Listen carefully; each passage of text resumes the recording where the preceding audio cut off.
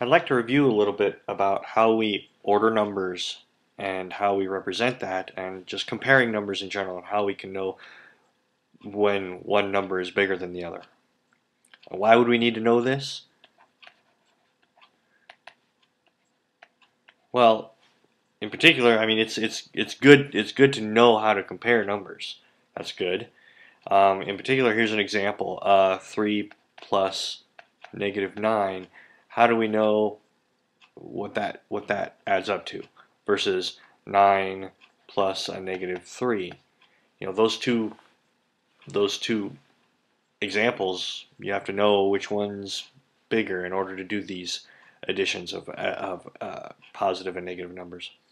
And in particular, if they're more complicated decimals or fractions, we have to know how to order those.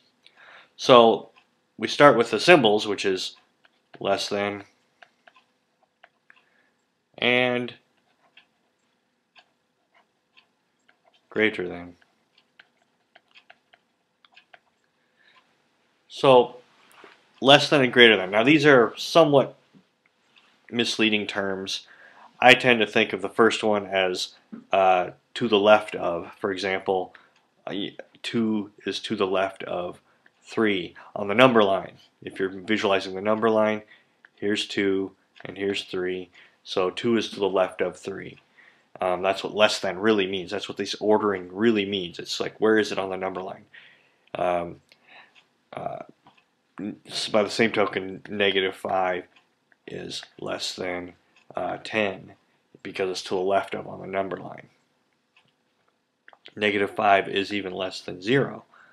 You might think, well, 5 is bigger than 0. Well, but -5 is to the left of 0, and that's really how you conceive of it. Now, by the same token, 0 is greater than -5. That means greater than means to the right of. So basically, the mouth of the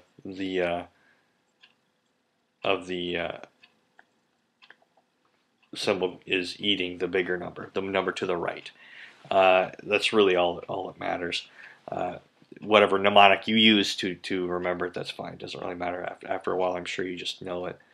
But anyway, we have to be able to compare numbers that are more complicated than this, obviously. Obviously, if one number is negative and the other number is positive or 0, well, it's pretty obvious where they lie. But what if you have two numbers like that are fractions, 2/3 and 5/3? Well, okay, we can say, well, they're both the same common denominator, so 2/3 of a pizza, say, is less than 5/3 of a pizza. Well, what if they are different denominators? 2/3 and, say, 3/5. Which one's bigger there? Well, there's a trick here. You can do a little cross multiplication. 2 times 5 is 10. 3 times 3 is 9. As long as you keep the numerators where they're at, on the side that they're at, then we can say, well, 10 is greater than 9, so 2/3 is greater than 3/5. Now for decimals, it's pretty straightforward. You just compare them down the line. So if I have 2.0033 and 2.0013, well, you just look.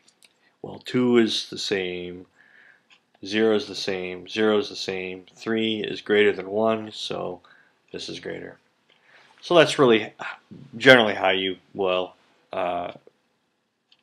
examine these, how you order these. And remember, obviously, if something is always, if you're looking at a negative number, I don't care what it is. If it's negative and the other number is positive, 5.82, whatever, then the positive one is going to be bigger. It's going to be to the right of the negative number. So that's really all you need to know. Let's look at inequalities. Well, an inequality is like an equation, like x equals 5.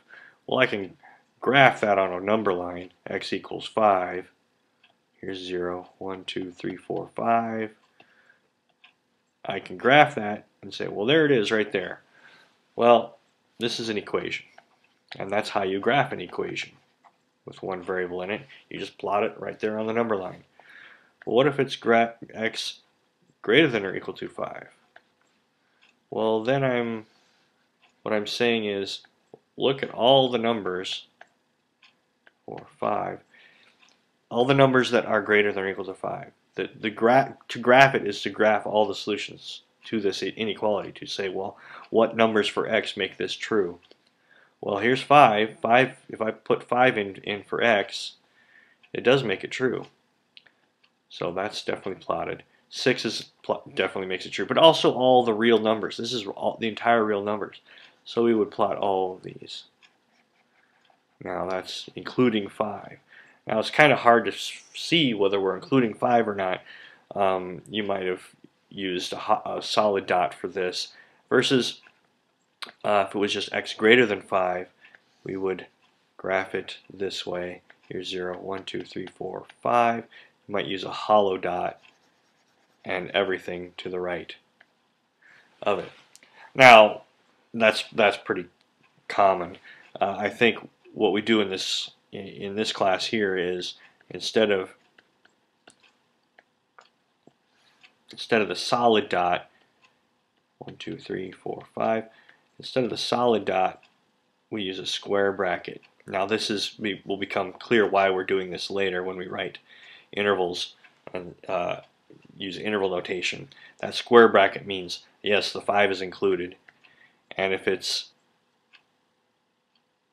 a greater than symbol or less than symbol, which means we're not including the number 1, 2, 3, 4, 5, then we will use just a normal round parentheses to graph that.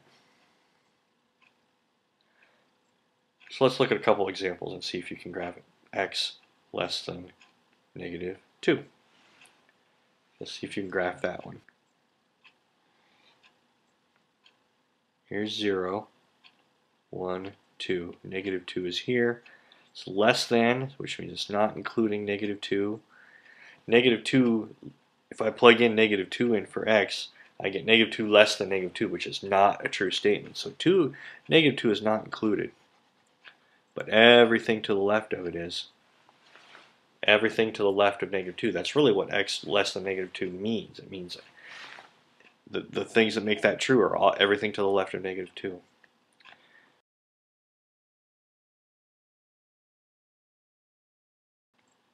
Well, let's see what this one. X greater than or equal to 1/2. Well, here's 0, here's 1, and here's 1/2. Well, there's square brackets and then everything to the right of that.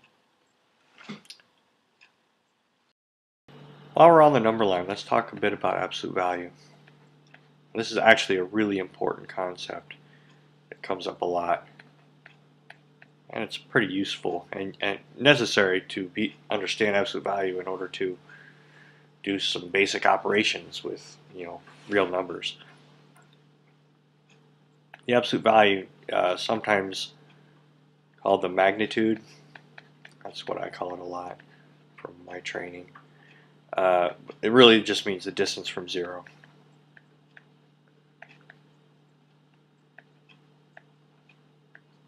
Now, oftentimes it's written, well, it's the symbols for absolute value is these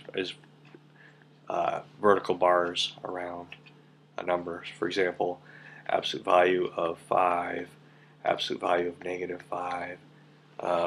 Let's look at both of those actually on the number line. If we conceptualize it as distance from 0, this is really easy.